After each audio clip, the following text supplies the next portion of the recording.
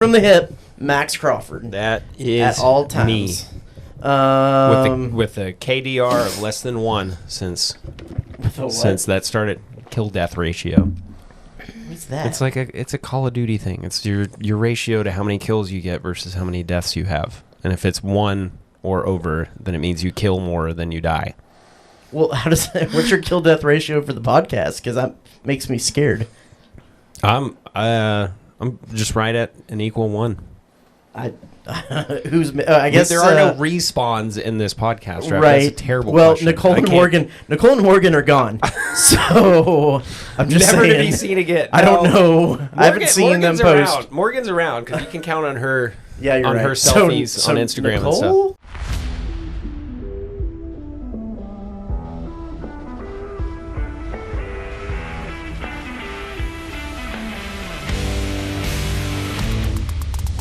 What's going on, everyone? This is the Aggie Gameday Extra Podcast. I'm senior Texas A&M sports writer Travis Brown here at KBTX. Back from vacation. I guess I've been back for 2 weeks, but we kind of just didn't, address that last week. You weren't in Cancun for 2 weeks? No, I was just in Cancun for 1 week. Oh. Yeah. Back when you were saying that I shouldn't be here because you're giving predictions. That's Max Crawford, chief meteorologist, senior meteorologist. Interrupter extraordinaire. Yes. And over here, we have another new face at KBTX. This is Erin Patterson.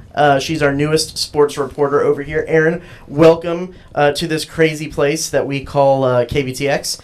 A little bit about yourself. How'd you get into sports journalism? Where'd you come from? Where you from? Just give us the whole little bio here. Well, I mean, first of all, I'm very excited to be here and at KBTX and a part of this podcast now. But I'm originally from White Plains, New York, traveled to Alabama to get my undergrad degree, so I'll throw in a little Roll Tide there. Sorry, guys. I got my master's at ASU directly after that, stayed in Arizona in Tucson as a sports reporter for 2 years, and then gandered my way here. So I'm really excited to be here.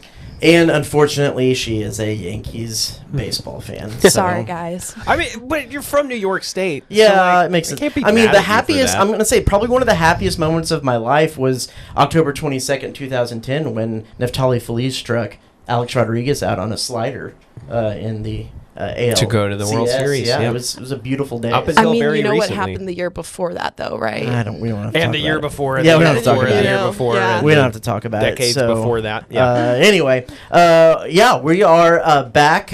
So what did you know about A&M, the A&M football program? Like you said, you went to Alabama, so you're probably a little bit more well-versed in SEC schools. What is your preconceived notions of the A&M program and the A&M beat? Yeah, well, I mean, obviously, like you said, I'm SEC country. I'm really excited to be back and all of that. So I knew a decent amount about Texas A&M, just their culture, yell leaders, all of that stuff, and how they kind of just do things differently. My first experience at A&M was my first year in Tucson. Parents got tickets to the A&M Bama game here, so I flew down. I met up with my college roommate who's from Texas, and that was really my first time being immersed in the culture of it, and it is so different than anything I've seen before. So I'm excited to kind of explore that a little bit more. I think that's what makes college football so great, is the ability to have that culture surrounding it, and there's nothing like Texas football. Yeah, we'll reboot real quick, because I know y'all did that when y'all introduced Jair. Of course, Max over here is the Aggie in the room. He is the heartbeat, what we would say the tachycardic heartbeat of A&M sports. That's a word that I'm not familiar with, but what would the I got to look that up. But yes, of course. Yeah, and so we are the little more journalistic look at because we're covering them as a beat. Max, what is the y'all come with actual facts and figures and stats, and I listen to a presser and go, "That I want more of that. This is what's going to happen. This is what I think is going to happen," and I'm the emotional reaction during and after the game and things like that. Max, what is the one thing that you're the most as A&M fan that you're the most excited for Erin to see, experience, view as now a part of this beat? I I do, not to just completely deflect away from football, because especially you've seen a football game.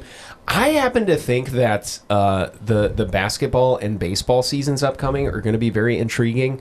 So I'm excited for you to see like a Poppin' Reed arena with Bucky at the helm. I think that you know, as much as you talk about like how unique SEC environments are for football, I bet you also know that for baseball, it's just as much, if not more so. So I'm excited for you to see a game at Bluebell Park. From a football perspective, I guess the stadium interest is cool, but you know, you've been in Tuscaloosa. That's like the football mecca, and Bryant-Denny is in its own right a very, very cool stadium. So you've seen a little bit. You kind of know what you're getting into. So yeah, what was your favorite like visiting stadium to go to? Oh, you don't have to man. say A&M. In fact, you don't say A&M. I would probably have to say Death Valley. Yeah. I think that's, I mean, not many stadiums in the country are like Death Valley, let alone have a tiger straight across from the entrance. Mm-hmm. I think that's pretty insane. Yeah. But yeah, I got Death Valley for sure. But Yeah. That's a good answer. That's a perfectly good answer. You know what my second favorite? Death Valley is my first favorite because it's just wild there. Yeah. You know what my second favorite stadium, opposing stadium is? I'm gonna guess Tennessee. No, Jones AT&T in Lubbock. God, Because why would it you is- say? Are you because saying it that is to make me upset? I'm trying to get you offsides a little bit, Yeah, but actually well, no, it worked. It's Death Valley Junior. Like the people are drunk throwing batteries and tortillas. Like it's wild. It is And a that wild. makes it your favorite? Yeah, because it's wild. You don't know what's gonna happen. You might get hit by a water bottle or a battery. Like, you know. Okay. If I am trying to do the if you don't have anything nice to say, don't say it at all. I was just trying to see what your response to that was gonna be. I personally don't want to go to a football game to get hit by a battery, so I don't know. It keeps you on your toes, man. It keeps you on your toes. Listen, LSU fans will get in your face. Like, I will never forget being called tiger bait by an 8-year-old the one time I went to an LSU game, and I swear she had a pack of cigarettes in her hand, in the other hand. But I was never afraid that somebody would throw batteries at me. I mean, It was also miserable because it was cold and windy and rainy, and Johnny was like trotting out there with an injured, what was it, like a shoulder or something. It was his second year, and we just never won in Death I'm just Valley, saying, and if so you can, that is not my favorite. if you can dodge a D battery, No, we're not you doing can, this. We are not doing You this. can sidestep any Big 12 defender. I'm just if you saying. can dodge a battery, you can dodge a boot ammo. So, what is the thing that you're the most excited about seeing on this beat? Ooh, that's a very good question. I definitely want to see a football game just from, on that field level and really get a vibe of that. I've already seen a game in Kyle Field, but I'm also kind of excited to get into basketball season a little bit. I think being in Tucson and covering the U of A for 2 years. Absolutely. I mean, I was never really a big basketball fan growing up, and Alabama basketball didn't really get good until after I had graduated, so I didn't really get to see much of it, but a game in McHale, man. Yeah. It is, lights out, electric, especially when you get those big, I guess now Big 12 rivalry games, because I saw a Pac-12 and a Big 12 season while I was there. But I'm excited to see some SEC basketball now that SEC has really become a dominating conference in basketball. Absolutely. Well, we are not only are we welcoming, Erin and Jair, two new sports reporters. We're going to start off this kind of season 2. Well, before we even get there, happy 50th podcast. Oh, guys. wonderful. This is the big 5-0. We've reached a half a century of podcasting. And we're still haven't been cut, and people are still listening to us. So you know what? Achievement. 50 pods of yapping. 50 pods of trying to draw Max offsides. And 49 out of 50 times, probably. I have been. So this is the Big 5-0. This is kind of the start of season 2, per se. We're going to have a little bit different formats, a little bit more structure to the pod, if you will. And so we're going to start with the headlines. The biggest headlines from KBTX.com and those surrounding the A&M program. So we'll start here with some of the stuff we've gotten out of fall camp. The first thing that you see there is that Texas A&M begins the begins the season number 19 in the AP poll. Max, Erin, what do you think? Is this a good spot for Texas A&M? And any other surprises or anything else that you see in the poll? Let me comb over the poll real quick. Sorry, Erin. It looked like you were about to talk, but no, I was gonna say I'm gonna let you. I'm gonna Okay. let the fan take it on first. I think I was kind of expecting a top 15, but 19's fine. It's very much a hey, you're starting ranked and you can play yourself into pretty much any situation, right? I think that we're also set up, with 2 easy home games to start that I do think, depending on how the rest of the rankings shake out, we're probably talking a top 15 matchup when we go to South Bend.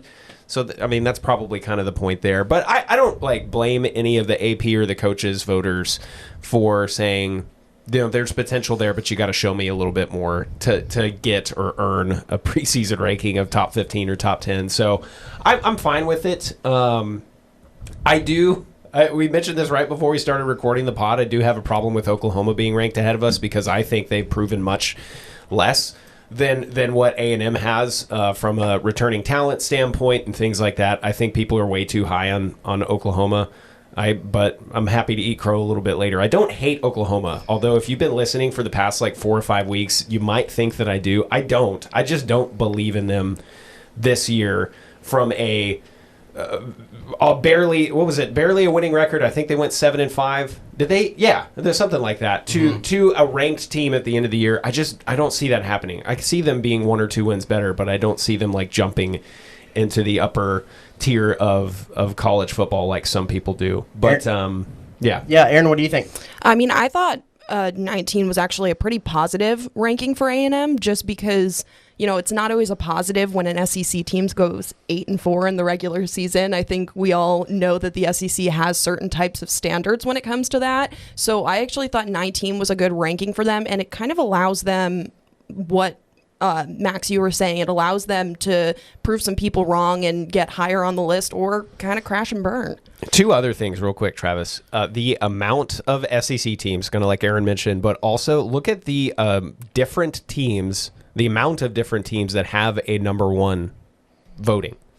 Mm-hmm. There's, I believe, what is that, 6 total? Have a first place vote. Yeah, exactly. That I feel like that's pretty wild. For those of you listening, we'll go top 10. Texas, Penn State, Ohio State, Clemson, Georgia, Notre Dame, Oregon, Alabama, LSU, Miami. You also look at this from an A&M perspective. You got number 1 Texas. You have number 6 Notre Dame.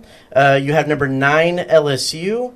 And then you have number 15 Florida, all ahead of A&M that are going to be games that are on their schedule this year. For me, you kind of look at that 15 to 19 range. I could have seen A&M right there at about 15, and most of the people ahead of 15 I would put ahead of A&M. Florida, what do they have other than DJ Lagway? I think A&M returns a little bit more. Kansas State, I think A&M is better than Kansas State, and I will go. The Oklahoma hype is all about John Mateer and what he is able to bring with his new former offensive coordinator. Yes, maybe some sports betting is what he has to bring. That he denied that yesterday. We're not even going to get into the Vin Boomer thing. Sorry. We're going to move on. Yeah, because I have so many thoughts on that, but that's for another day. Any other teams stick out to you, Erin? Yeah, we were talking about this a little bit before, but Ohio State being ranked number 3, they have 11 number 1 votings, but I know that they're the reigning national champions, but also at the same time, I think Ohio State gets a lot of praise preseason, and they get ranked maybe not where they should be. It's pretty easy to have a winning record in the regular season, or not a winning record, but when you only play 3 ranked teams in the regular season, whereas A&M headed into this one, they're playing 6 teams that are ranked in this preseason poll. So when A&M and SEC schools are consistently doing that every single season, and then you have Ohio State, who never plays anyone, I don't know. I think they get a lot of preseason hype every single year. Erin, let me ask you this while we're on this this subject. Seeing Alabama at number 8, given the past 15 years of Alabama football. Is that kind of weird? Do you think that's fair? Do you kind of got something to prove, but obviously still has a lot of talent and hashtag their Bama? What do you think? I go back and forth on this because when I saw that they were ranked 8th, I honestly thought that they were going to be ranked lower than that, if I'm honest with you. Yeah. So I'm very happy with the ranking. I think it's so hard because it's such an end of an era with Saban leaving and then ending it up with Kalen DeBoer and all of that stuff. But I really do think DeBoer was a good hire for Alabama. I think it just takes time. Sure. When, you have this notorious program, like this guy's coming in to, like you said, hashtag they're Alabama. We're Alabama. That's what it is. So he's coming into this deep-rooted culture, and he just needs some time to figure it out. So I'm happy with number 8. Cool. Very good. Let's go back to the headlines here. The next thing, a little more local A&M. We've gotten to see some practices, gotten to talk to some coaches, some coordinators, some players. A&M had their one and only scrimmage last Saturday, and the term that was thrown around was explosive when it was talking about the offense. The quote here from Colin Klein that we heard from yesterday was, he quote, I think we had more explosive plays in that scrimmage than we've had since we've been here. And I think they're getting excited with each other, watching each other make big explosive plays. I think that is really cool to see. Max, what do you think about explosive offenses? Listen here. It kind of harkens me back to the Sumlin days a little bit, right? Because that was never the problem in a Sumlin coached team, was the offense.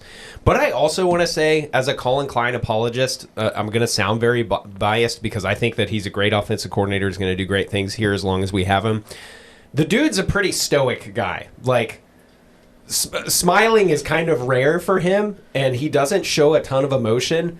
And not that he shows a ton of emotion in that presser that you did, the media availability. I guess it's not a full-on presser where y'all talked to him yesterday.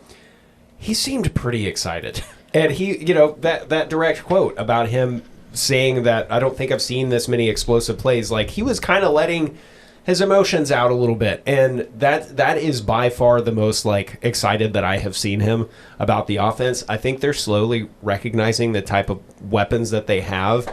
And that maybe from a unproven, proven standpoint, they're maybe a little bit ahead of the curve they were expecting to be at this point. So it's hard for me to rein it in at this point. You might be onto something, because the only other time I can think that he has cracked a smile was just the last time we talked to him before, when I asked him, and this is something we'll get into in our conversation a little bit later, Will Howard and Adrian Martinez and what those guys meant to that 2022 Big 12 championship team. Yeah. He kind of started to smile and glisten in the eyes a little bit. And I think there was a similar kind of feel when he was talking about this explosive offense. Let's look back a little bit at last year, because explosive was not necessarily the thing that a word you would use to describe the offense last year. They had 35 passing plays.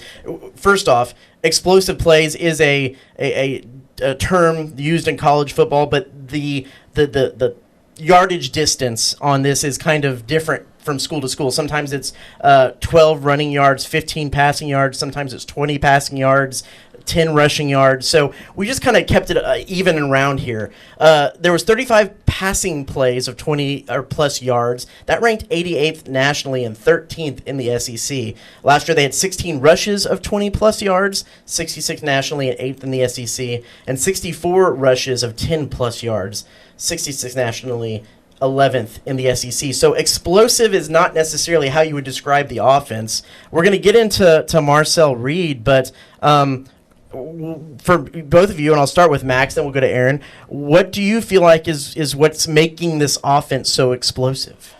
I think it's twofold. It's the injection of talent that we had through the portal, and maybe even some freshman contributions. But I think almost even more than that, it's the amount of returning players. You look at the offensive line, where you will hear me say this all the time. Everything is centered around the trenches, but I, as a former O lineman, am going to say it's all about the offensive line. If you can get proven talent that gels together, then the sky's the limit for your offense. Even if at the skill positions you're lacking a little bit, but they're not now. I mean, we got arguably the best wide receiver transfer out of the portal, who appears to be as advertised. We got another one who is even more twitchy and quicker, who appears to be as advertised. You haven't even mentioned Terry Bussey yet, who is still lauded but somewhat unproven. You've got injection of talent at the tight end position. And I haven't even mentioned the running back stable yet, which, if perfectly healthy, I think is top quarter or even better in the SEC. So I think Colin Klein et al. Knew that there was a potential with this group, but I think as they're kind of seeing them in full pads and as an offense together, I think they're kind of going, okay, this might work. Erin, I know you're newer here. You haven't necessarily watched a whole lot of A&M, but you've been to a practice, you've studied. What did you see at that practice that stood out to you about the offense, or what you've been able to kind of research, look into? Yeah, I mean, like Max was saying, the group of returning players, I think, is always a very helpful thing when it comes to any college football team, for that matter, because you have guys that are comfortable with each other, you have guys that are more seasoned, and that is obviously going to create a better offensive line, defensive line, literally any player that you want. But kind of to the point of Colin Klein, I really like him, and I think it took a little time for him to maybe like get into the flow, but also like what Max was saying is that everyone's starting to buy into his idea. And I kind of say this thing, and I was going to touch on it later, but I guess I'll just hit on it now. I always see the offensive line and people just on offense are more extroverted people, where the defensive line, they're more introverted people. So a D-line might do better with kind of an older coach, someone who's more like stern and it's gonna bring out that dog in you, because that's what you need on the D-line. On the O-line, I think it's kind of better to have someone young and a little more dynamic, because you have, kids like the quarterbacks and the wide receivers. They're the ones making the plays. They're the ones being the face of the team, making the touchdowns, all of that stuff. So there's kind of more of I don't want to say cocky, because I don't want to call the A&M players cocky, because that has a negative connotation, but they do have to have some of that confidence with them. And so having a younger coach and a more dynamic coach to kind of help bring that out in them, but also keep them humble, I think is something that Colin Klein was able to do at K-State, and we're starting to see it here. Yeah, and I think a guy you're going to see who exemplifies that mindset is Armaj Reed Adams. I don't know if he's going to walk out with the chair like a la WWE style in the stadium. Oh, he said he's bringing it back. He said he's bringing it back. Perfect. I mean, that's your guy, right? That's the guy that on the offensive line that you rally around, and you've got so much experience around him too. So yeah, I think you brought up a good point, and something that we haven't actually talked about in a while, since probably the preseason last year when breaking down Colin Klein, is this is a fun offense for offensive linemen to play in, because you have a lot of guys pulling. Lots of pulling, yep. A lot of RPOs, a lot of misdirection. Like rollout passes, like designed. Right. Yeah. And so this is like a fun, when you talk about extroverted offensive linemen, this is a very extroverted offensive lineman's offense going into things. And so that's huge. And then you mentioned the wide receivers, and the one that kind of might be the early season surprised is Ashton Bethel-Roman. I'm glad you brought him up, because I didn't. Because he's a guy that they mentioned that Colin Klein mentioned had an explosive play. They showed one clip on A&M's social media of what looked like a pretty deep touchdown pass from Marcel Reed to ABR. He seems to be, when you look at, we only get to see kind of indie drills and stuff like that, but he's towards the front of things, and you can't always read a lot into that, but he is certainly one of the kind of leaders, one of the first guys to go in drills, and sometimes that does equate to where you are in the depth chart and how much playing time. So he's going to be a guy that I definitely have my eyes on, and he was one of the only guys that we got to see as far as video produced from the scrimmage that most certainly did have an explosive play. Let's move on to the next headline here, because it's something we got to talk to Nate Borkerker, the Nebraska transfer, who I don't know if I've ever seen a more Nebraska football player. He's a corn-fed boy. He needs a cowboy collar. Yeah. That dude needs a cowboy collar out there playing tight end. But it is kind of an interesting point. They have, like, Colin Klein told them, and Nate passed it on to us, it's the most diverse group of anybody in any position group on A&M. I mean, you look at, here's kind of their top 4 options. Theo Melanostrom is the returner. He's from Sweden. Yes. That just explains itself. Namari Nyblack is coming in from Texas, but this is his 3rd SEC school. Alabama before Texas last year. Nate Borkirker is a 6th-year grad student, I think, with a lot of experience. And then Mike O'Reilly is kind of the guy that with the least amount of experience and that you don't hear about, but also a transfer in trying to get into this system. The experience they have across the country, across the world, the kind of different skill sets that they bring to that room. You have Theo, who's kind of a little bit more of the receiving threat and has been working on his blocking. So, same thing with Amari. I think Nate's going to be a little bit more of your blocking guy. I mean, they were asked, you usually talk about wide receivers. There's only one ball. How are you going to spread it across all the wide receivers? There's only one ball. How are you going to get enough playing time for all of these tight ends? Yeah, and you haven't even mentioned Keati Armstrong. Exactly. Who was one of our most lauded recruits who, with these guys, not necessarily in front of him, but with these guys also in the rotation, I don't know that we're going to see a ton of him this year. But if we don't, that means that these guys are punching their weight. So, yeah.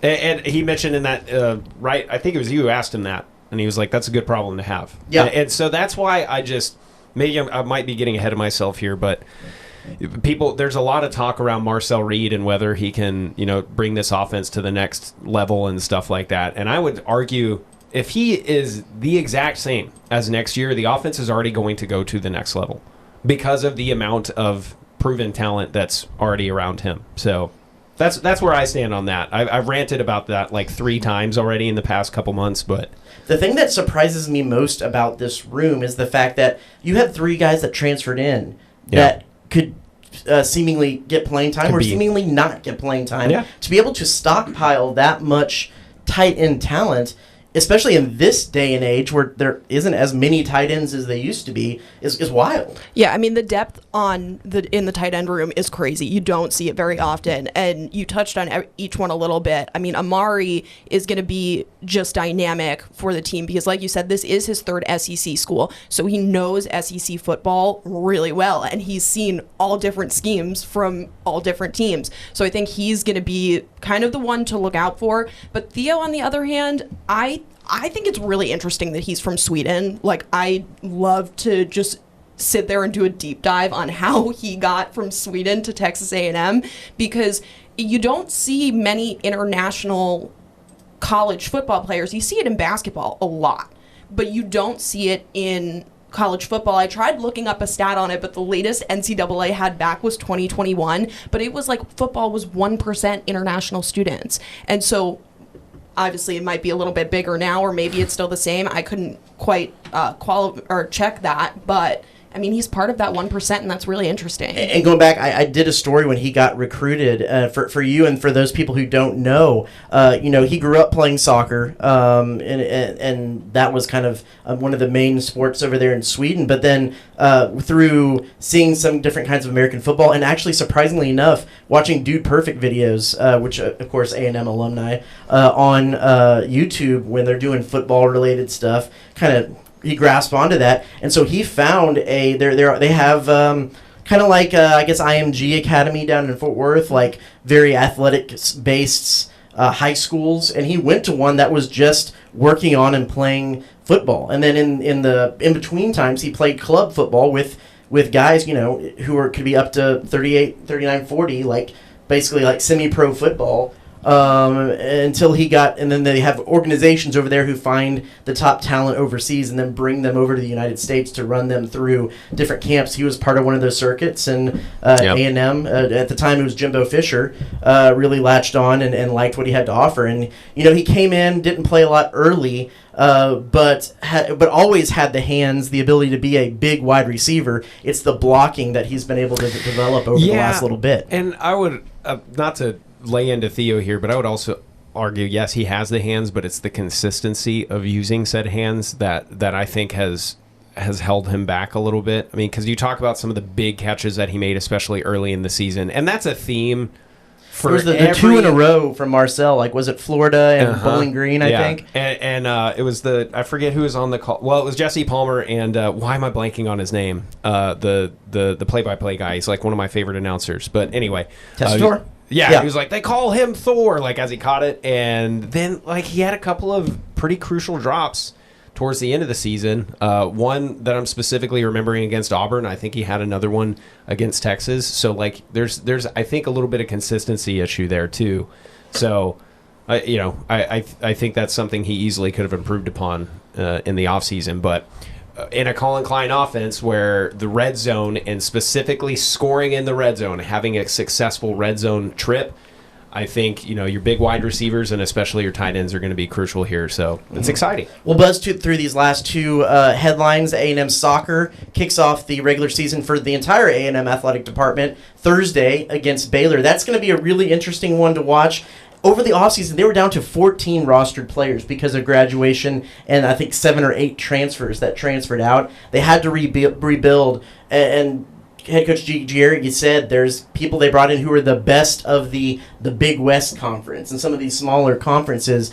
Are they going to be ready to step up to the next level is going to be the biggest question. And starting off with a Power 4 conference opponent like Baylor is certainly going to test that. And then we love beating Baylor. Yeah, so there's a big soccer rivalry there. And then the last, an NCAA waiver was given to Texas A&M men's basketball player Ruben Dominguez. That was kind of a late thing that broke last night.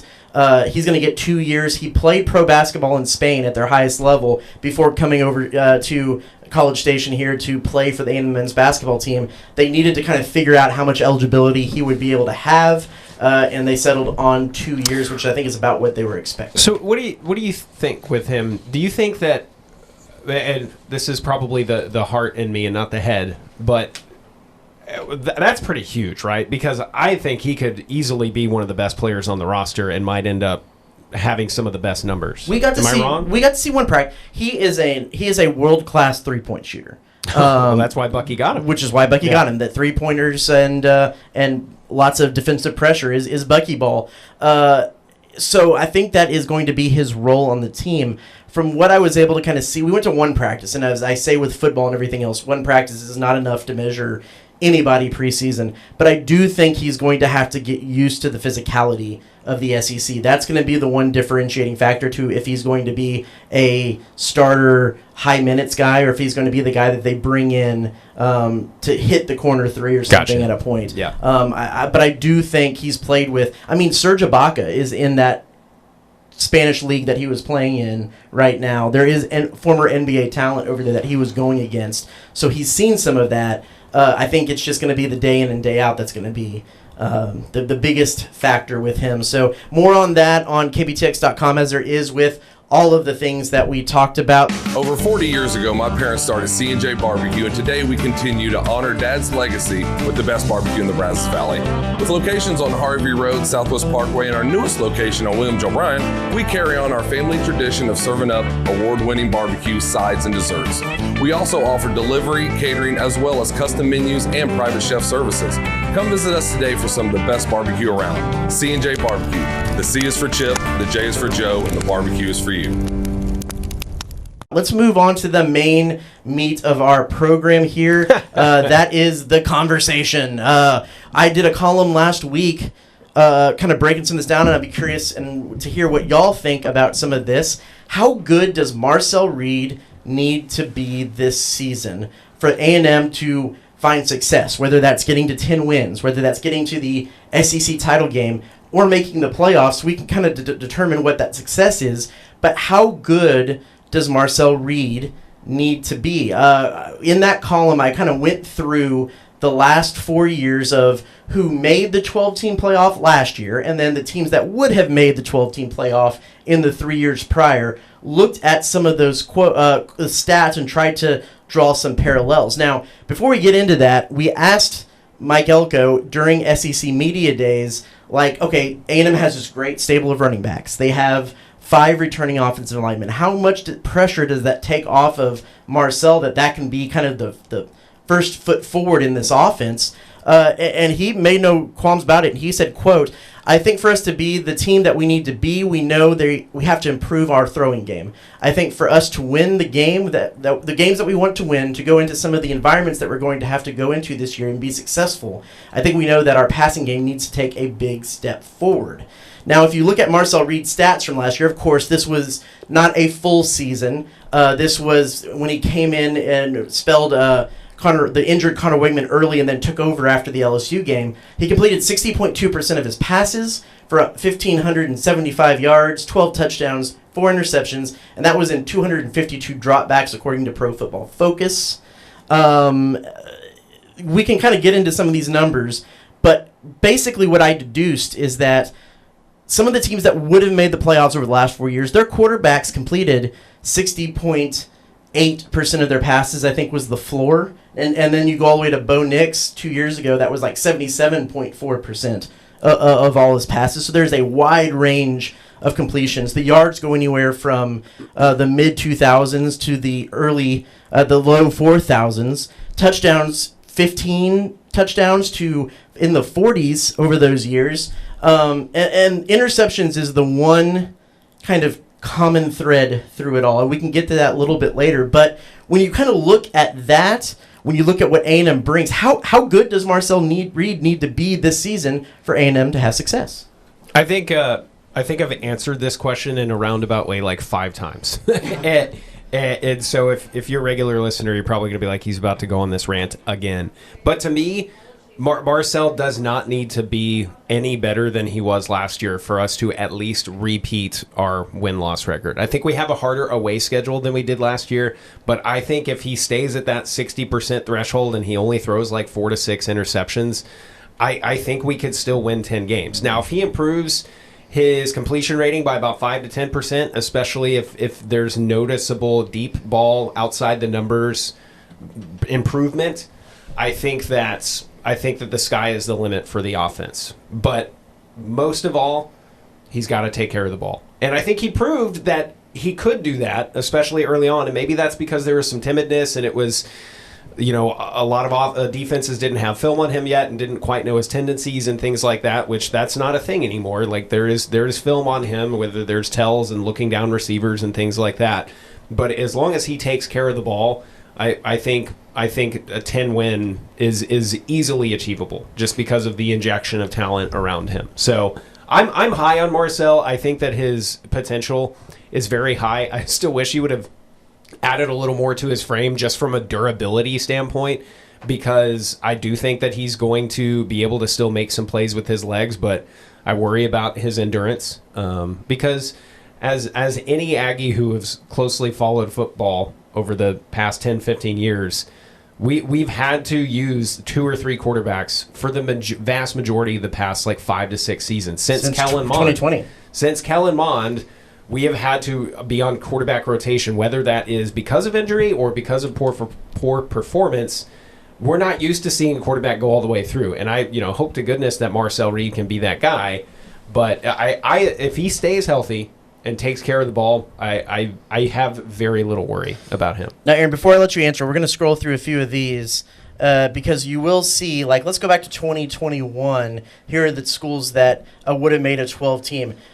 If you see up there, Alabama, Bryce Young, that's something that you watched. He only 4 interceptions, over 4,000 yards, 68 completion percentage. That would have been followed up next year. One of those 4,000 yards was against us a couple of years ago. Yes. And that one receiver, I forget his name. I'm sure Aaron knows who it was. But anyway. He improved on his completion percentage, or was right around the same spot, 64.1% the next year, 27 touchdowns. You remember some of those teams. You've seen a quarterback who has been able to lead their team into what was or would have been the 12-team field. What do you think about Marcel, and what does he need to do to make that next step? Yeah, well, it's funny that you brought it up and Bryce Young and all of that stuff, because 2021 would have been my senior year of college, and that was his first year starting. Prior year, 2020, is when Alabama won the national championship with Mac Jones. And it's funny because I look at it from the perspective of being an Alabama fan for almost 7 years now, where every single time it was let's say Mac Jones is the starting quarterback, every single fan in there was begging to put Bryce Young in. As soon as Bryce Young got in, everyone was begging to put Jalen Milroe in. Yeah. Then Jalen Milroe comes in, and you're like, please, anybody else, but we had no other. Yeah, so it's funny because you keep on looking for the next man up and the next man mentality, but at the end of the day, like, you look at Bryce Young's stats, put down like this, and he was a good quarterback. He was a good quarterback for Alabama, but you're always looking for that next man up, and I feel like that's a very similar situation with Marcel Reed as well at Texas A&M. And I actually think Marcel, what you were saying, Max, can probably stay at last season's stats, but maybe get like 5 to 10% higher, and that would definitely help his odds. But I mean, end of the day, you look at it, and the quarterback's always going to get the blame no matter what. They could have a receiver drop a pass and, well, sorry, it's the quarterback's fault. It's the face of the team. Or, running back fumbles the ball. Oh, sorry, it's the quarterback's fault. Face of the team. So I think as long as he stays away from that mindset of being the face of the team and just focuses on what he needs to do as a quarterback standpoint, I think he could be really great for A&M this season. Erin, welcome to Texas A&M, where the second-string quarterback is the most popular person on campus. Yeah. You are going to fit in just fine here. Yes, very familiar with that one. You understand where we are. And A&M doesn't even know who the second-string quarterback is yet, and there's already people who are excited about whoever the second-string quarterback could be. And I think that's part of the reason why there's some discussion around it. I mean, it's just practice footage, but we know Miles O'Neill has got a cannon, and we know Jacob Zeno has got a ton of experience. So it is a conversation worth having, I suppose. But, I mean, Marcel's obviously the guy, right? And I have, for anybody who's talked to me about, my Marcel glazing, if you will, is, what if he's not the guy? And I say, well, that's fine. Then it's next man up. And I think Marcel understands that too. And I think we've got capable players who can get these playmakers the ball. First point of that, one of the potential backup options, Jacob Zeno, played for UAB in 2023, second in the country in completion percentage that year. Yeah. Pretty accurate guy then. Tyler and I talked about it when we did our podcast from Atlanta from the SEC Media Days.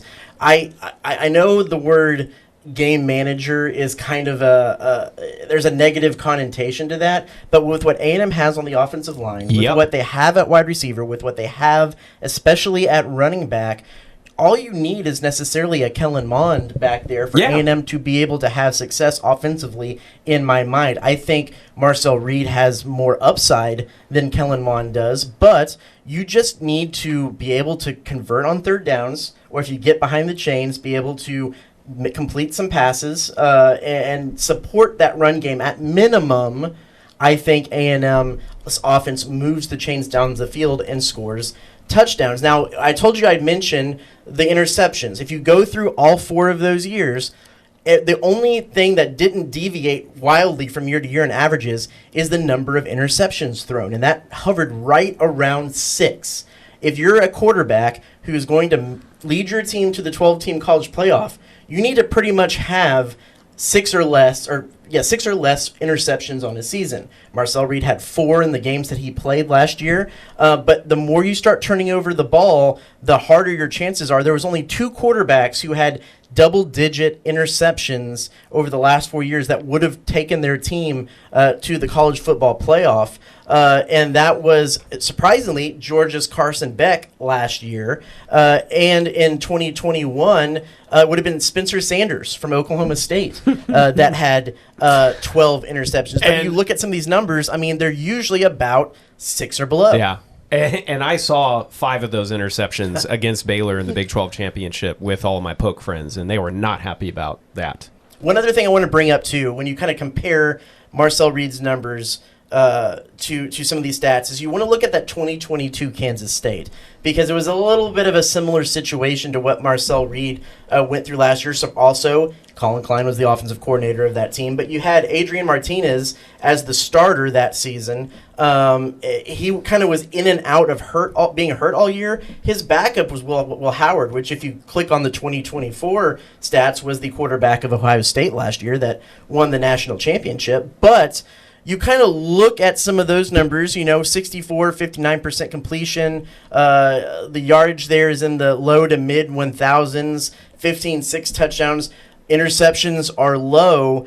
That compares pretty closely to what Marcel Reed put up last year in his stats last year, spelling Connor Wegman, 60.2%, 1,500 yards, 12 touchdowns, 4 interceptions, 252 dropbacks. I think 260-something was what Adrian Martinez did in those. So it's comparable. Now, Marcel Reed said his goal is to be right around 70%. Well, only 8 quarterbacks of the 48 that we looked at in this had a 70% completion percentage or higher. Now, 7 of those were in the last 2 years. So that certainly seems to be trending towards that way. But he doesn't need to be a 70% completion percentage passer for A&M to probably have success and make the 12-team playoff. I think agree. he could be. Think he could be a 70? I really do. I just from, like you said, I mean, I've been to 1, 2, maybe 3 practices, and just seeing what he's been able to do in such a short amount of time of me being here, I do think that he has the capability of doing it. And kind of going back to Elko's point where, he's like, if we want to have a better offense, we need to get our passing game up. We need to improve that passing game. And I am personally, when I watch a football game, I like watching the quarterback pass to the receiver. I don't like run plays. I don't think that they always work. I saw that a lot at Alabama, and I was like, why are you running the ball? Just pass it. And so I'm definitely one of those types of people when it comes to football. And so I think that if Marcel can find that chemistry with whichever receiver, I really hope it's KC Conception, because talk about a cool name to say. Yep. Talk about a cool name to say. So, but I mean, I think if he can find that chemistry and that bond with that one receiver, I think he could get to 70%. Yeah, I think it's entirely possible too, because of the ability from these receivers on the short and intermediate runs, throws. Because I think you're going to see more success and more yards after catch than you did last year. And that's not a slight on Cyrus Allen or Jalen Barber, but both of them were injured at certain times throughout the season, so it was kind of hard to get a real flow there. And those were kind of the 2 guys, like the more slot guys who you would expect to go in on those like flood routes and the out routes and stuff like that. When you have KC and now you have Mario Craver too, the bubble routes, the inner, like things like that, I think it just opens up a chance for easy quote unquote completions, lots of yards after catch. And so, yeah, I think 70% is achievable. So it doesn't have to be the long ball, but I do think that that's something that they're going to try to do several times throughout the year, especially if they do get successful first down runs, 2nd and 4, 2nd and 3. Why not toss a long ball? Try it out, like that kind of thing. And the long ball, the long ball is something they've talked about that has been improved this year. But also a lot of talk about, too, some of the running backs, Reuben Owens, Amari Daniels, E.J. Smith in particular, who are really good at catching the ball out of the backfield. And some of that short to intermediate yardage can come from them. So, that is a good little chat about Marcel Reed. I just don't think, like I said, and I said in my column, which you can go look at on KBTX.com right now, I don't think he needs to make that big of a leap. It can be a little bit more of a hop into next season. There you go. And A&M can have some success. So let's close it out with our final segment, thanks to our good friend Alex Egan, who kind of came up with this concept. That is around the SEC. Now, this isn't going to be a breakdown of what's going on the other teams, the coaches teleconference. This is going to be something that we observe from the news reports in the SEC footprint. And we're going to start out with this one coming over from the state next to us.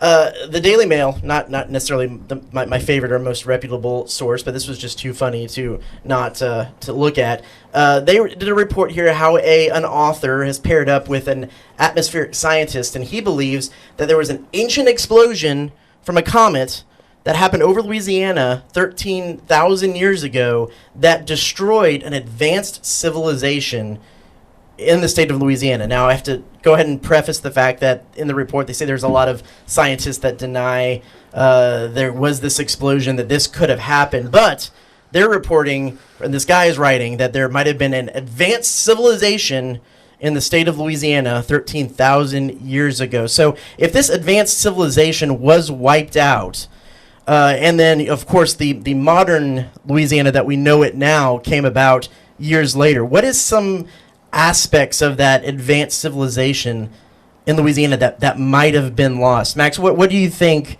technologically or culturally that they could have had then that they don't have now? They'd probably have a Major League Baseball team by now. If that was the case. Yeah. The only thing I can think about, and this is kind of lame, but how cool would it be to have a beignet that's not super messy, where the powdered sugar just doesn't go everywhere? Yeah. I think that would have been achievable by this point. Maybe roads that don't have potholes. Well, yeah, I wasn't gonna. Hey, you're driving. You're driving. I-20 right. out of like Carthage. You hit Shreveport. You see that Lovely sign town. that says you've entered Louisiana. You have a nice gentle roll through the state of Texas. Yeah. And then you hit Louisiana, and it's you're bumping around a little. Shout out to my Shreveport folks. You're bouncing. Your head's bouncing off. Yeah. Hey, listen, Strawn's pies in Shreveport. Okay. Delicious. Yeah. Delicious. There's a lot of good things about the state of Louisiana, but maybe some of these things were lost. What was lost to you maybe from this ancient civilization in the state of Louisiana? I don't know. Maybe some sanity on Bourbon Street in NOLA. Perhaps.